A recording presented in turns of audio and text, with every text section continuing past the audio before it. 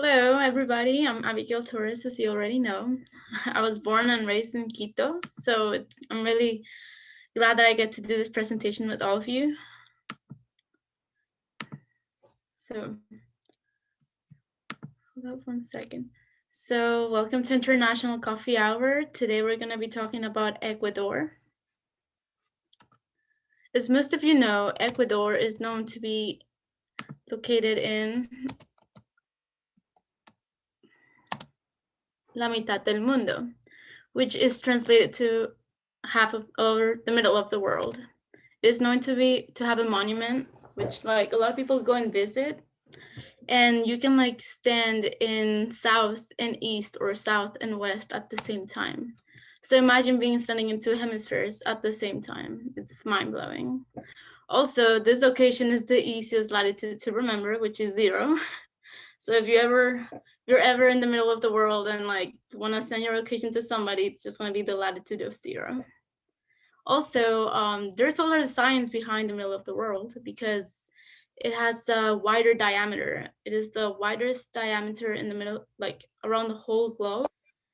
So in that case, our gravity is going to be lowest. So if you go there, you're going to weigh maybe like 2 pounds less.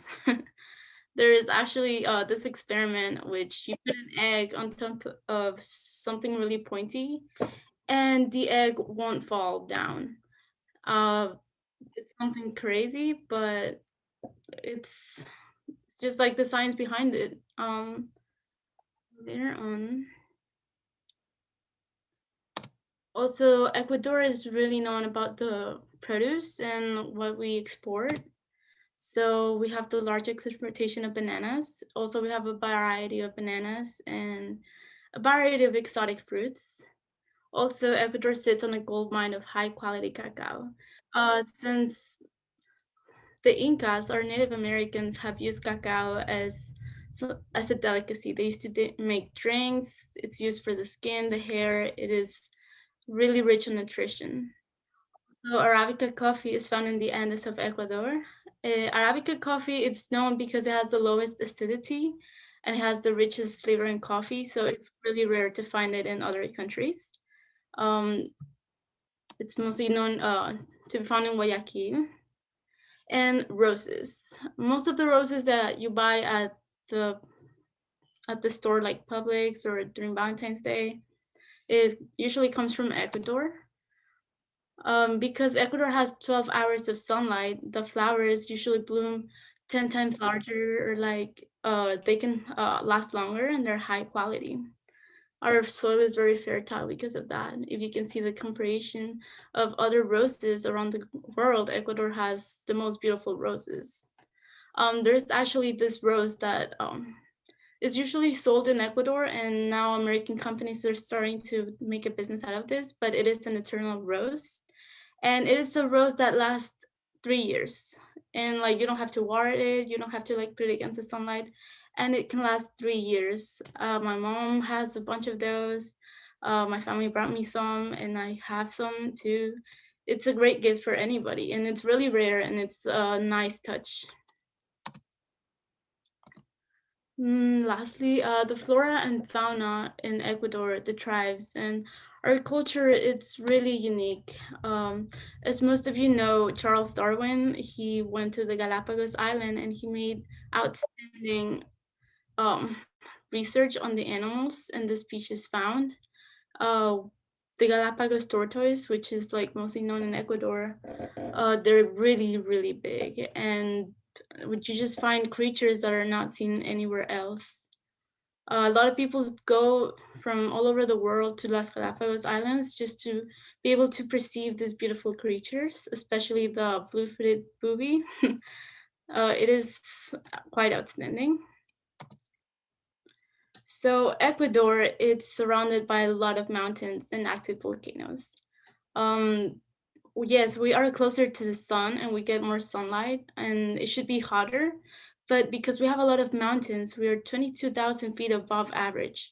So where you're standing right now, try to imagine like 22,000 feet above you. That's like a long way up. So where I live, it's really, really cold, and there's low levels of oxygen. So that's why when I came here when I was little, I was really good. I could breathe like really well. I could like run miles and not get tired, like because I was used to low intake of oxygen. But now I'm used to like the low intake of oxygen. So if I go to Ecuador, I might get something might happen to me because I'm not used to such low levels of oxygen. That's why many people that go visit Ecuador sometimes they get too tired too fast. They gotta sometimes go to the hospital. And yeah, also the native tribes. Ecuador, it's a rich culture, and we try to preserve our native roots. The language mostly known as Quechua. Me personally, I use Quechua like in a daily basis. Like achachai means it's cold, ararai means it's hot, ayayay means it hurts. So that's like slang in Ecuador that most of us use. So whenever you hear somebody saying achachai or ararai, well, they're probably Ecuadorian and they're speaking Quechua. Also, in my city called Quito, which is the capital of Ecuador, we have this end of the year celebration, which is called Año Viejo. So what we do is we dress up in costumes and we walk all over the city. And it's kind of like Halloween, but our main theme is not to scare anybody. It's mostly about just dressing up as costumes is something so odd, but it's a tradition that has been outstanding and it's been there for about a century now. I used to do it all the time with my family. We used to organize with all my cousins. Okay, what are we gonna dress up this year? Okay, let's do it. And then at the end of the last day of the year, we have a dummy that we fill up with newspapers or with, let's say, letters from the past year. Let's say things that you want to change about yourself or just letters that happen to you and negative things. You stuff them inside the dummy and then you burn it.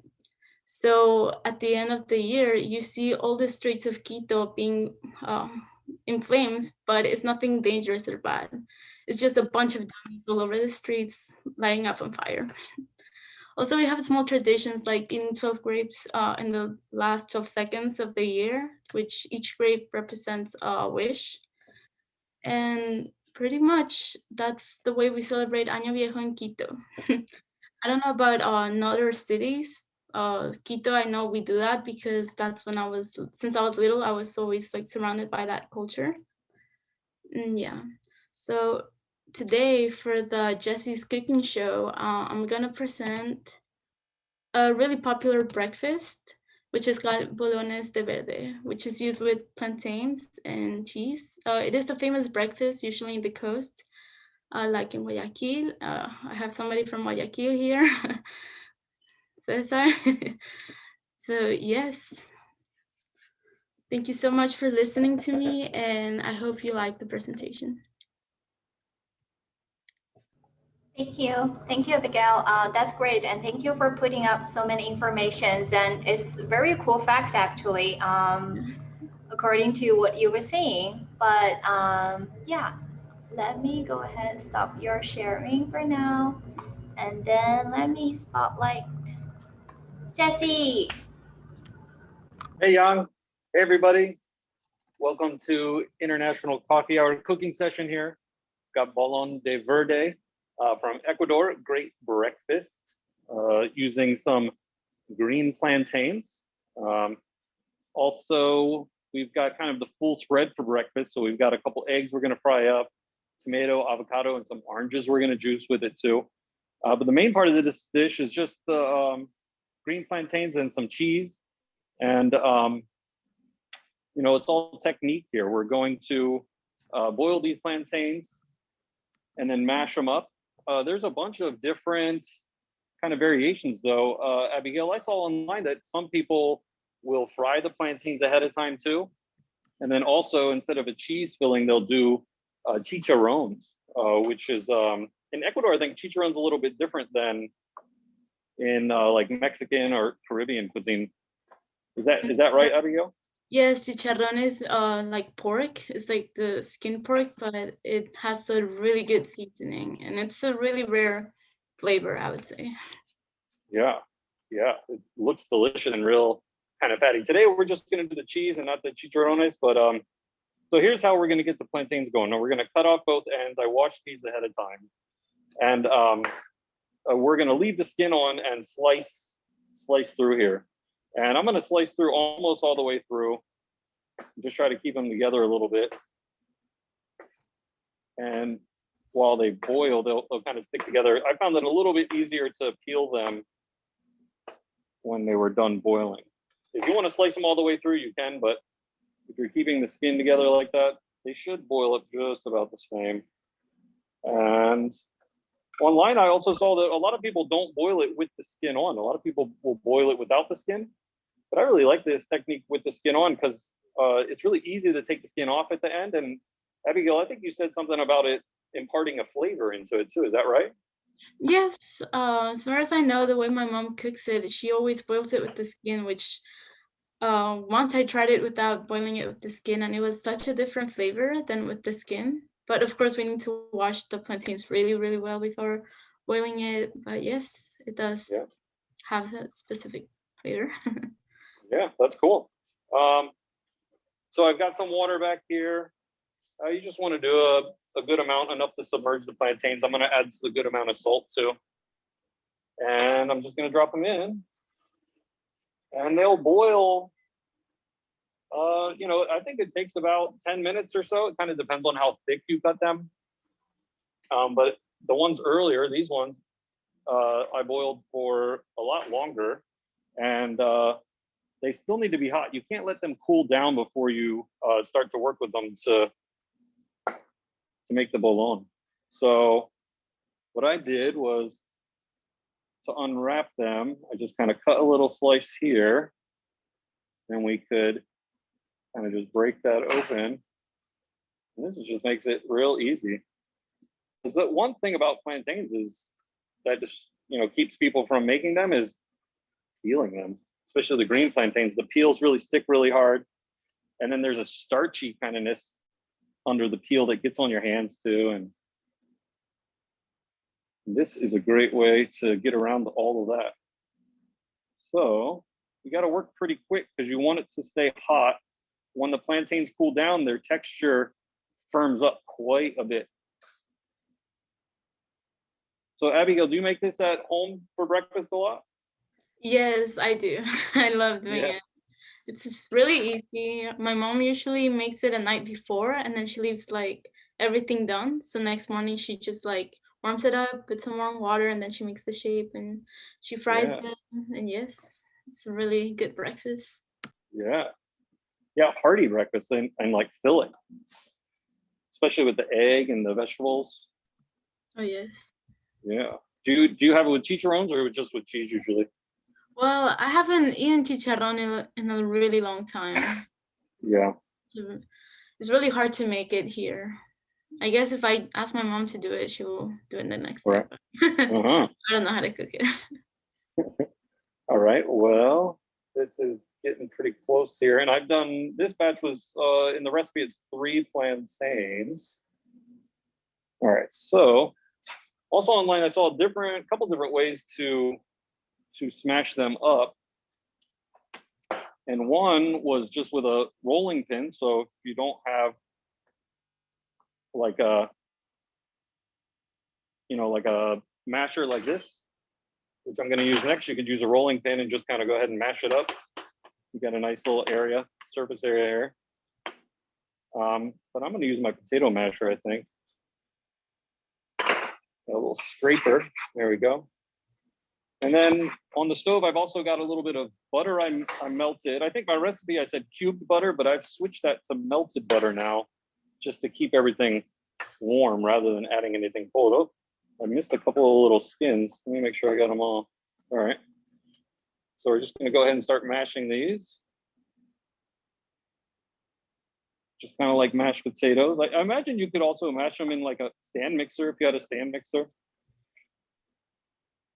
And all right, got a good mash here. And let me add a little butter. This is like about 4 tablespoons of hot butter.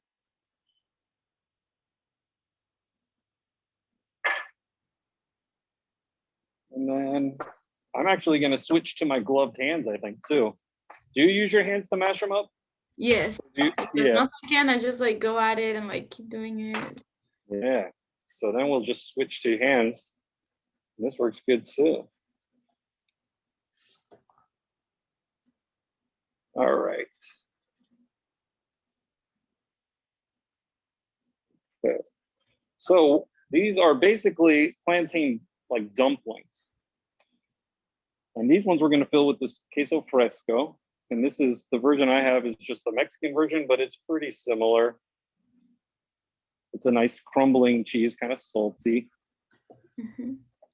Yeah, also if you're doing like this recipe, if somebody wants to try it out, you guys can also use any type of cheese like queso fresco or queso de freír.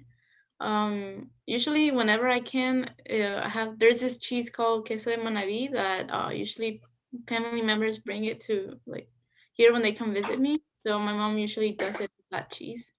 But any cheese that you prefer, it's really good. It's a really good dish. Yeah. All right, so I'm going to do a teaspoon of salt in here, and then I'm going to get the cheese going. What's nice about this cheese is you don't have to grate it either. You can just crumble this with your hands too. And I was kind of surprised. The recipes online, there's a lot of cheese. They'll say like a cup of cheese for 3 or so plantains. Yeah, so it is a significant amount of cheese we're going to crumble in here. Yeah, I really like cheese. The more cheese it has, is the better. Usually when my mom does it, my sisters and I try to see which one has the more cheese, so we can like pick the one that has more cheese. All right, well, we'll add a little extra then. We'll add a little extra. And so we're going to add some of this cheese to this dough, this like plantain dough, but we're also going to add a chunk in the middle, a little extra cheesy bite. Okay. Plantains are still warm. This is good. We're just getting the cheese mixed in.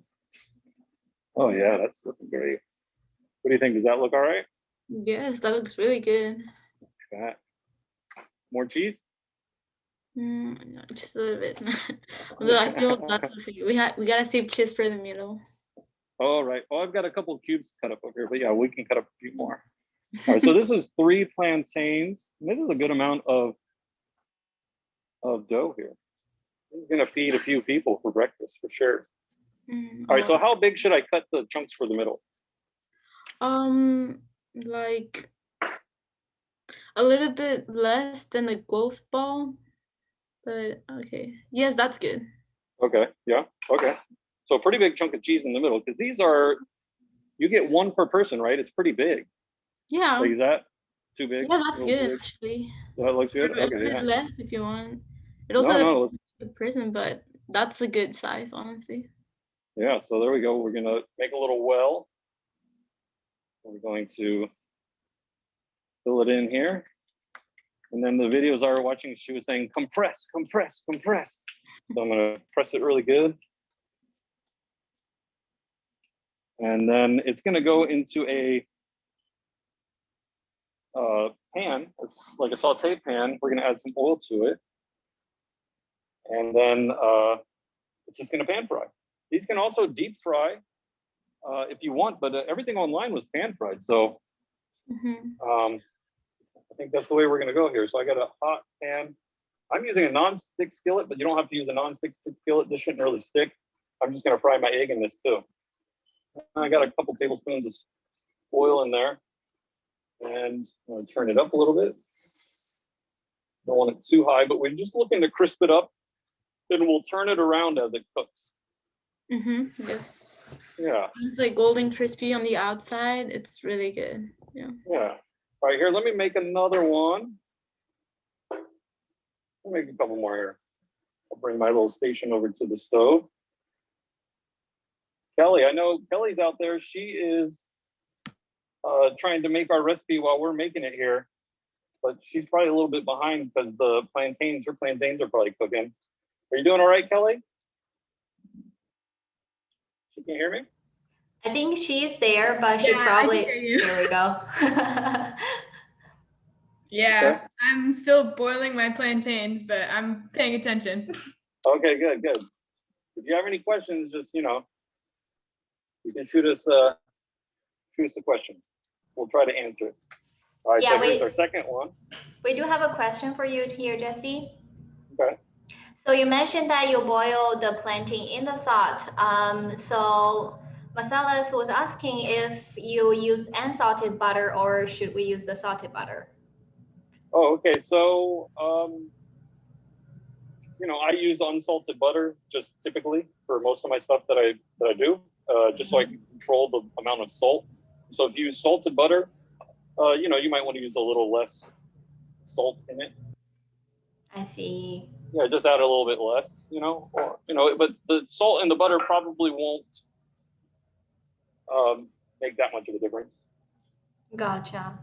Yeah, here we go. Here's another. Wow, these ones are big. So this 3 plantains, this made 3 bolons.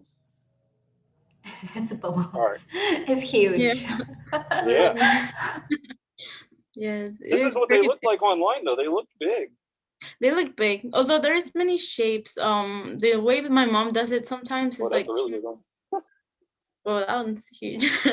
My mom usually makes a ball that's like this big, and then when she fries them, they become a little bit flat because she likes to press on it so the cheese can get like a little bit melted. Yeah. Yes, but that's honestly a good size, I would say. These look great. So the texture of this plantain dough, it's when I press down on it, it's not cracking. So you want it to be, soft like that. So if you find that it's cracking, you could add some hot water to it, or you could add some extra butter to it too if you wanted to. Yes. All right. Yes, you gotta make sure it's flexible for it to, like, if it's dry, it would crack, and if you fry it, like, everything would fall into pieces. So it has to be like firm, but also like doughy. Right. Yeah. I think I nailed it, and I think part of it is boiling the plantains for a good amount of time. When I did a practice round, and I was testing how long it would take to just soften them up, but I think cooking them a little bit longer, they kind of absorbed more of the water. Like they were soft before, but now they were a little bit more watery, and it really made the dough perfect. Yes, that's a good, like, usually like more than 30 minutes would be okay, but if you can leave them longer, it's better. Yeah. Here's some great tips. This is a nice breakfast. I would definitely eat this for breakfast. Very much. All right, so we're gonna let those fry up here. And I'm gonna have to come back and check on them periodically, but let's get our breakfast plate together. Turn this down a little bit.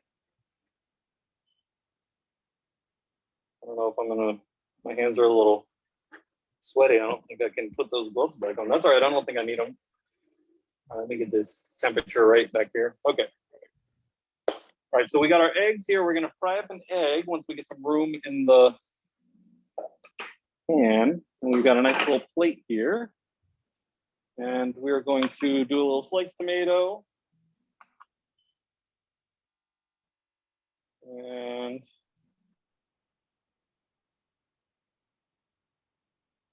all right, whoops. There we go. And then we've got a little avocado. Gonna slice this real quick. So is there anything else that you would pair with this breakfast? Like, what do you like to eat it with? Usually I eat it with orange juice and egg and then the bolones because I've always like kept it simple. But I know my grandma sometimes chops onion and tomato and like she would eat it with that or with coffee. Yeah. People pair it up with coffee. Right. Yeah, I definitely saw a lot of coffee. Oh yes. Online. It's like you got to have this with your coffee in the morning. Yeah. Sounds great. All right, let me check this out. I don't want these to burn. Getting hot over here. And so, should you brown all sides, or is that important? What do you think?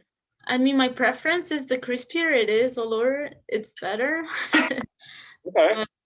Yeah, so I would say like as long as everything is like crispy around, so it's like every bite can be like you can be satisfied with every bite that you do. All right. Then we will crisp every side. All right. So, and you said also in Ecuador, bottled orange juice isn't like a thing, right? Like you got to have your orange juice fresh. Yes. Yeah, that's a must for me at least. You see in the Oh. streets, like there's a bunch of stands selling like freshly squeezed orange juice, and you can like buy a bunch and it's really cheap. So for the like over there, orange juice, like freshly squeezed, is really like popular. Yeah, I love fresh squeezed orange juice. I remember I was reading about ceviche, and is there like a kind of a competition between Peru and Ecuador and who originated ceviche? Yes, yeah. Yes. Ceviche in Peru, it's really complex. Their gastronomy, it's really elaborated. They have a bunch of recipes, different types of ceviches. I feel like the ceviche in Ecuador is really different because it's like a soup.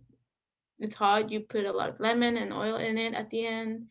Um, I don't know how to cook it. I just since I was little, I've always been exposed to it. I've always eaten it. I've never eaten Peruvian ceviche, but I know there's a bunch of versions of ceviche, and not only like between Peru and Ecuador, but all over like South America. Like a lot of people have different types of ceviches.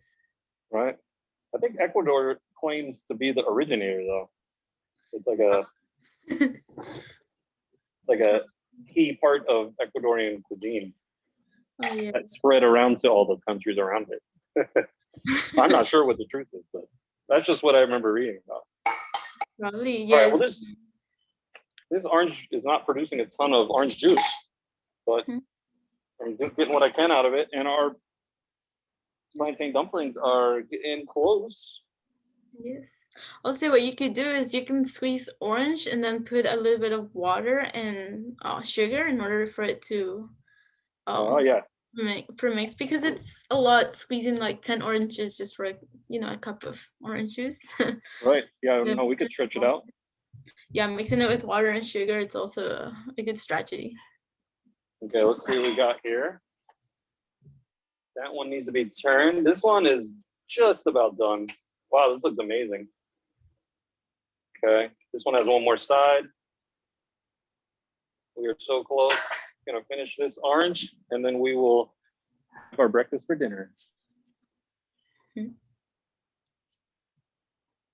All right. Awesome. All right, here we go. Can I pour it in there? Oh yeah, I can. Oh yeah. All right. So here we go with our breakfast. Well, actually, let me fry this egg real quick. We're close, everyone. Any other questions out there? Anybody gonna make this at home? Give it a shot. Well, we got a lot of people craving and claim for one. You have 3 in your pot. There are some already claiming for one. Yes. But I do have a question for Abigail. Is it like you can pre-made it like the night before so that you can eat it in the morning?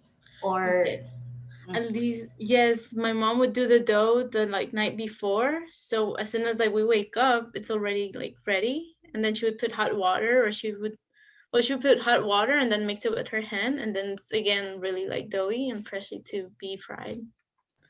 So instead of so waiting like 30 minutes or 1 hour for the plantains to boil, it would only be like a quick breakfast, almost like a pre-meal, I would say. Yeah. All right. So here is the look at dumpling, and the that. egg is just about done. So I will tell everyone that Laura and I today, we're trying to come up with ideas on how to eventually bring coffee hour back in person. So we're hoping we can get there sooner than later, but no time frame yet to tell you about, but we're definitely thinking about it.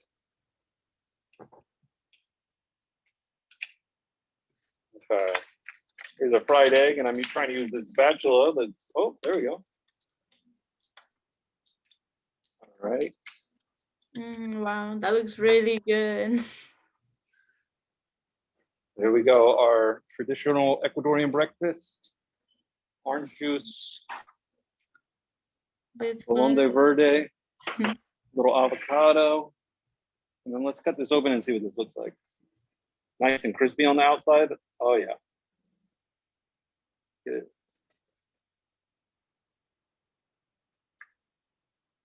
There we are. Hmm. Yes, usually when like the egg is really runny, we would eat it like with the eggs and the cheese, like just mix it all up. It's really good. Awesome. Yeah, that looks good. I can't wait to give it a try. Thanks for joining us today, everyone. Thank you. Yeah, thanks, Abigail, for all this great info and teaching me how to make these Oh awesome yeah. plantain dumplings. It's been a pleasure, and I hope to see everyone next week. Thank Thank you, you. Jesse. I got a lot Bye. of chat saying thank you. And thank you, Abigail, for your special recipe. It seems like it's a mama's recipe, so it's really, really nice. Oh yes. Oh no. Thank you for having me. Thank you everybody for listening. I'm really glad I got to this presentation about my country. And thank you.